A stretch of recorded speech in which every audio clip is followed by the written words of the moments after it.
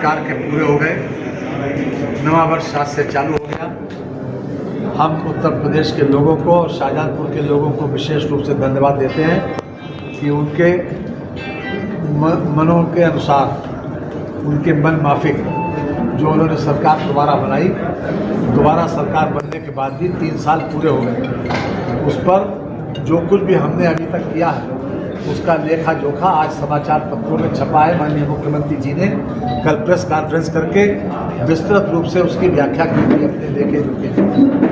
आज मुझे कहते हुए खुशी है कि उत्तर प्रदेश की तरक्की का सबसे बड़ा आधार यह है कि कानून व्यवस्था में सुधार हुआ, रूल ऑफ लॉ लागू हुआ और विकास का पहिया बहुत तेजी से घूमा।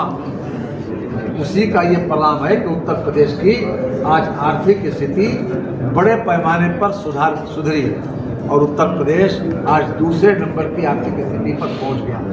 और वो दिन दूर नहीं जब हम इंडिया में सबसे ऊपर होंगे आर्थिक स्थिति में। किसी भी सरकार की आर्थिक स्थिति का पैमाना है GSDP, सकल राज्य घरेलू उत्पाद, और दूसरा है हमारा FRBM की लिमिट को क्रॉस न करना, अर्थात fiscal responsibility of budget management act, उसको क्रॉस न करना। तो इन दोनों सीमाओं को हमने न तो क्रॉस किया और GSDP को लगातार दूने से ज़्यादा बढ़ाया। GSDP थी जब सत्ता में आए थे 12,88,000 करोड़ रुपए, आज है 24,63,000 करोड़ रुपए। और भारत सरकार ने जो हमको एक पत्र के माध्यम से सूचित किया है कि उन्होंने जो इसका अनुमान लगाया है 31 मार्च के बाद जो GSDP का आंकड़ा आएगा वो 27,51,000 करोड़ रुपए। और जो 25-26 के GSDP हमारी है, जो जिसका हमने अनुमान लगाया है वो है 30,77,000 करोड़। किसी भी सरकार की आर्थिक स्थिति को नापने के लिए सबसे बड़ा पैमाना है GSDP। ये आंकड़ा मेरा नहीं है, ये आंकड़ा भारत सरकार का है। और हमारी इंडस्ट्रियल ग्रोथ बढ़ी है, हमारी पर कैपिटा इनकम 93,514 हो गई, जो 52,671 थी 2016-17। हमारा बजट 8,08,000 करोड़ रुपए तक पहुंच गया। ये भी अपने आप में बजट का साइज, और ज़्यादा से ज़्यादा लोगों तक हम सुविधाएं पहुंचाएं, जो सरकार लक्ष्य लेकर चली थी। आज जो बुनियादी सुविधाएं हैं वो सब सुविधाएं भी पहुंचाई गई और इलाज की व्यवस्था की गई। हर तरह से हमारी सरकार ने इस बात की कोशिश की कि कमज़ोर से कमज़ोर आदमी, जो वंचित से वंचित व्यक्ति को भी सरकार की सुविधाओं का लाभ मिल सके। और एक पारदर्शी तरीके से, पारदर्शी प्रक्रिया से सरकार ने इसको देने की कोशिश की है। मुझे कहते हुए खुशी है कि आज हर तरह से ये सरकार अपने 8वां वर्ष पूरे करने के बाद भी लोगों में एक संतुष्टि का भाव है कि हमने वोट सही जगह दिया, और उसी वोट का ही परिणाम यह है कि आज उत्तर प्रदेश लगातार प्रोग्रेस की दिशा में आगे बढ़ रहा है।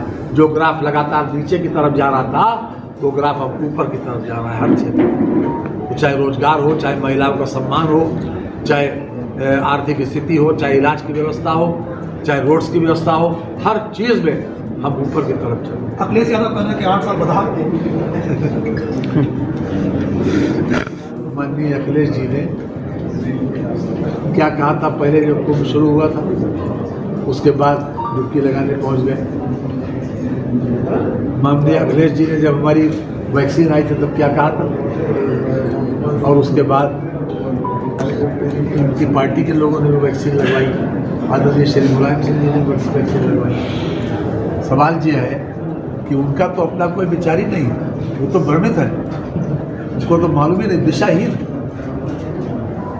वो उसको सही माने प्रदेश लेवल पर उनकी सोच भ्रमित है, वो दिशाहीन है, उनकी सोच सही दिशा में है नहीं। $1 ट्रिलियन की अर्थव्यवस्था की बात कर रहे हैं, सरकार कर रही है, और ये बड़ा टफ लक्ष्य है। जो अभी पीछे घटनाएँ अभी हुई हैं, जो आपकी डिपार्टमेंट है उसके जो IAS के ऐसे लक्ष्य आपने सजा कार्रवाई नहीं देखी।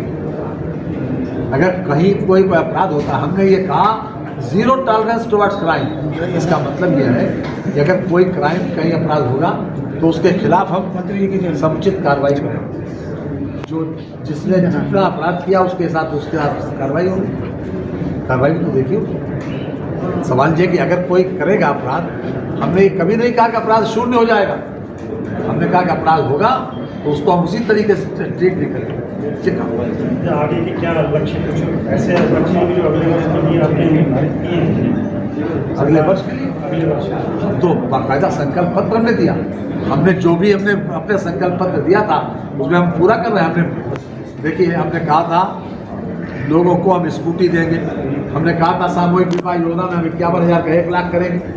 तो 5 साल के लिए जो हमने वादे किए उसमें लगातार पूरे हो गए, 38 वादे पूरे हो चुके। स्कूटी देने का मैंने वादा किया था, अब की हमने बजट में घोषित कर दिया कि मेधावी छात्राओं को 400 करोड़ रुपए की व्यवस्था की। सामूहिक विवाह योजना में हमने 550 करोड़ रुपये व्यवस्था की।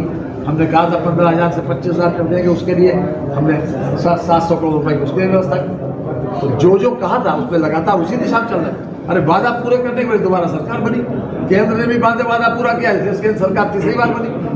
ये तो देखिए आप। Thank you.